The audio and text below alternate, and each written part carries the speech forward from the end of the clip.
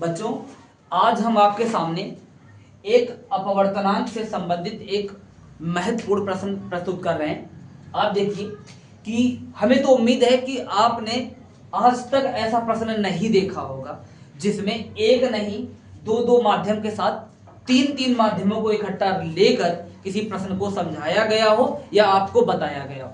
बच्चों, इस प्रश्न को आप कैसे साधारण शब्दों में सुनेंगे, इस चीज को देखेंगे आप लोग।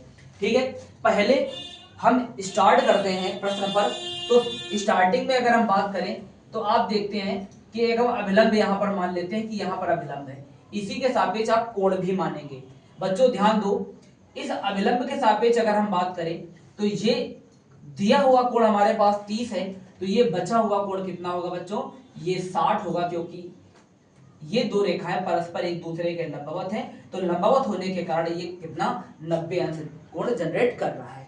तो 90 में 30 तो पहले से दिया गया था, बचा हुआ कोण हमारे पास क्या हो जाएगा? 60 अंश। ठीक है, और यहां पर 45 है, तो ये बचा हुआ कोण भी कितना हमारे पास होना चाहिए? ये 45। ठीक है, तो यहां पर हमारे पास लिखा है प्रस्तुत चित्र में दिए गए आंकड़ों से अपवर्तनांक ANL, ए मतलब एयर यानी हवा, और NL यानी अपवर्तनांक किसका? लिक्विड का, यानी दोनों की हम बात करने वाले हैं। पहला माध्यम हमारे पास कौन सा है? वायु। दूसरा माध्यम कौन सा है? द्रव। हम इसी पर बात करेंगे, इसी को सॉल्व करेंगे। तो हम लिखेंगे यहां पर वायु डैश द्रव के लिए यहां पर हम प्रयोग करना चाहेंगे, क्योंकि देखो यहां पर आपके पास आपतन कोण I बराबर 60 अंश दिया गया है, यानी प्राप्त कर लिया आपने। अपवर्तन कोण कितना है बच्चों? ये आपके पास 45 अंश है।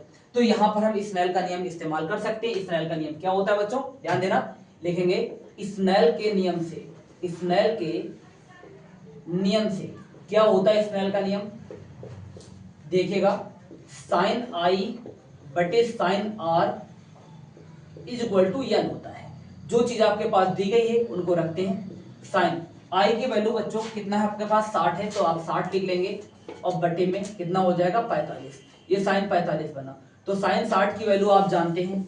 साइन 60 की वैल्यू आपके पास कितनी है बच्चों? ध्यान देना, ये होता है √3/2, और साइन 45 का मान होता है 1/√2। आप जानते हैं रूल्स के हिसाब से बीच बीच का गुणा और किनारे किनारे का। तो n इज इक्वल टू सबसे ऊपर जाएगा, ये हो जाएगा √3 इंटू √2, और बटे कितना हो जाएगा? 2। इसको सॉल्व कर लेंगे। जब आप √2 से 2 को कैंसिल करेंगे तो कितना आ जाएगा? √2। तो n इज इक्वल टू √3/√2। ये आपके पास अपवर्तनांक आ चुका है। ये जो दिया हुआ अपवर्तनांक है आपके पास, जो आपके पास है, ये हमारे पास √3 और बटे √2 रहेगा। ये हमारे पास वायु डैश कांच के लिए अपवर्तनांक हमने प्राप्त कर लिया है। अब आगे बढ़ते हैं। यहां पर अब हमारे पास माध्यम संख्या दूसरा है। माध्यम संख्या दूसरे में अगर हम बात करें तो यहां पर माध्यम 2 के लिए लिक्विड यानी द्रव, क्योंकि पूछा गया सवाल हमारे पास लिक्विड और ग्लास यानी द्रव और कांच के लिए है, तो द्रव और कांच इसके लिए भी हमें भाग यानी माध्यम 2 और माध्यम 3 इसमें भी बात करनी पड़ेगी। तो यहां पर हम लिखेंगे द्रव, यहां पर हम लाइन खींच के लिख दे रहे हैं बच्चों, द्रव डैश कांच के लिए, कांच के लिए। यहां पर भी हम तरीका सेम अपनाएंगे, तरीका में परिवर्तन हमें नहीं करना है। हमें देखना है कि कौन कौन सी वैल्यू दी गई है। यहां पर फिर पहुंचते हैं, यहां पर हम इस पे एक लंब फिर बना देते हैं। इस लंब पे बात करें तो 45 आधा है, तो बचा हुआ हमारे पास शेष कोण कितना हो जाएगा? 45। और यहाँ पर 60 तो हो ही चुका है, ये बचा हुआ कोण हमारे पास कितना हो जाएगा? 30। तो यहाँ पर हम चेक करें, हमारे पास दिया हुआ I वैल्यू हमारे पास कितनी है बच्चों? यहाँ पर 45 होगी, और यहाँ पर हम R की बात करें तो R हमारे पास कितना है? 30 है। ठीक है, इसी कोण में, क्योंकि ये पूरा कोण 90 होता है, जब 90 से 60 हटा लेंगे तो बचा हुआ कोण हमारे पास कितना होगा बच्चों? 30 अंश का ही होगा। तो यहाँ पर हम स्नेल का नियम पुनः लगाते हैं, n is equal to sine I और बटे साइन कितना हो जाएगा? R। तो n is equal to I की वैल्यू यहाँ पर 45 है यानी साइन 45, और R की वैल्यू है यहाँ पर 30, तो यहाँ पर कहलाएगा बच्चों साइन 30। तो n is equal to sine 45 का मान 1/√2 और साइन 45 का मान 1/2। तो बीच बीच का गुणा किनारे किनारे का, तो ये पलट के ऊपर जाएगा, 2/√2 बन जाएगा। जब इससे इसको कैंसिल कराएंगे तो ये बचेगा √2, तो n इज इक्वल टू कितना हो जाएगा? √2। इसी प्रकार हम चाहें तो अगले माध्यम में कांच और वायु के पृष्ठ के लिए भी ज्ञात कर सकते हैं, क्योंकि यहाँ पर आप देख रहे हैं, यहाँ पर अगर हम लाइन खींचें तो ये हमारे पास 60 है, तो बचा हुआ कोण इतना है 30 होगा, और ये बचा हुआ यहाँ 30 है, तो यहाँ बचा हुआ कितना होगा 60 30 के लिए भी हम दोबारा निकाल सकते हैं, लेकिन ऐसा हमारे प्रश्न में पूछा नहीं गया है, तो हमें इसकी आवश्यकता नहीं पड़ रही बच्चों। एक बार हम फिर से आपको समझाते हैं। और ये दिया हुआ जो माध्यम आप देख रहे हैं, ये चित्र बन के आएगा, बस कोण आपको सेट करने पड़ेंगे, दिए हुए कोण है आपके पास। जैसे क्वेश्चन हमारे सामने है, प्रस्तुत चित्र में दिए गए आंकड़ों से अपवर्तनांक, ठीक है, ANL तथा LNG की गणना कीजिए। बच्चों आपके पास माध्यम 1 वायु है, माध्यम 2 द्रव है, माध्यम 3 यहाँ पर कांच है, माध्यम 4 फिर से वायु है। ऐसा व्यवस्था बनाई गई है, ऐसे में आपको देखना है।